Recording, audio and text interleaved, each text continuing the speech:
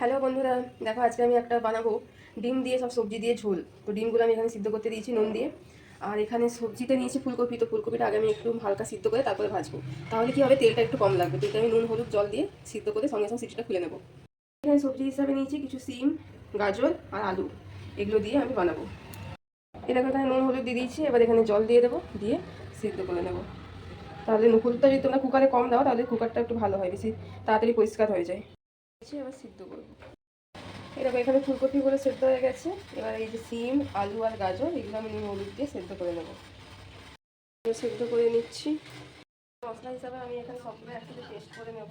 এখানে নিয়েছি টমেটো, কাঁচা লঙ্কা, একটু পেঁয়াজ, রসুন আর একটু আদা। এগুলো সব একসাথে পেস্ট করে একটা মিশ্রণ বানিয়ে নেব। তেল দিয়ে দিয়েছি, এখানে একটু নুন আর হলুদ গুঁড়ো দিয়ে দেবো। দিয়ে এই যে সিদ্ধ করে একটা ফুলকপিটা ভেজে নেব। সামান্য লঙ্কার গুঁড়ো দিয়ে দিলাম।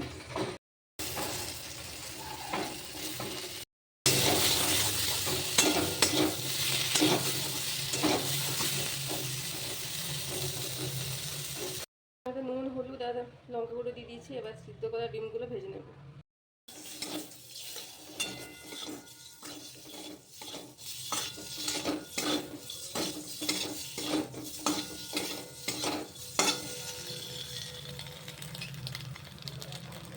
তেল গরম হয়ে গেছে, এখানে আমি তেজপাতা পাঁচফোড়ন দিয়ে দিলাম।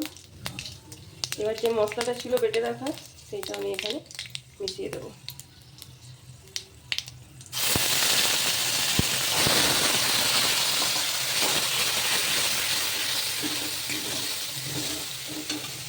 এবার এখানে আমি একটু নুন, হলুদ, ধনে গুঁড়ো আর জিরে গুঁড়ো মশলা হিসাবে গুঁড়ো মশলাটা দেবো আর কি। ভালো করে কষিয়ে নেব। এই দেখো এখানে মশলাটা বেশ তেল ছাড়া ছাড়া হয়ে গেছে। এবার আমি এই যে ভেজে রাখা আর ফুলকপি, ডিম আর এই যে এখানে সবজিগুলো আছে, এগুলো সব একসাথে এখানে মিশিয়ে দেবো। আর এখানে হচ্ছে একটু গরম মশলা আর একটু চিকেন মশলা মিশিয়ে দেবো আমি আসলে এক হাতে রান্না করি, এক হাতে ভিডিও করি, তো তাই একটু অসুবিধা হয়। তোমরা প্লিজ পাশে থেকো। ভিডিওটি ভালো লাগলে একটু সাবস্ক্রাইব করে দিও, লাইক করো, শেয়ার করো। ধন্যবাদ বন্ধুরা। এখানে আমি একটু দিয়ে দিলাম গরম মশলা। এখানে দিয়ে দিলাম সবজিগুলো। এগুলো দিয়ে একটু কষা হয়ে যাক। আমি তো এটা তো আগে ভাজিনি, শুধু ফুলকপি আর ডিমটা ভেজেছিলাম। এগুলো এর সাথেই দিয়ে দিলাম। তোমরাও বানিও এইভাবে, ভালো লাগবে। একটু ফুটে গেলে, একটু কষা হয়ে গেলে বাকি ভেজে রাখা ফুলকপি আর ডিমগুলো আমি দিয়ে দেবো। আমার সবজি দিয়ে ডিম দিয়ে একটা ঝোল, খুব পাতলা ঝোল, দেখো তোমরাও বানিও, খুব ভালো লাগবে।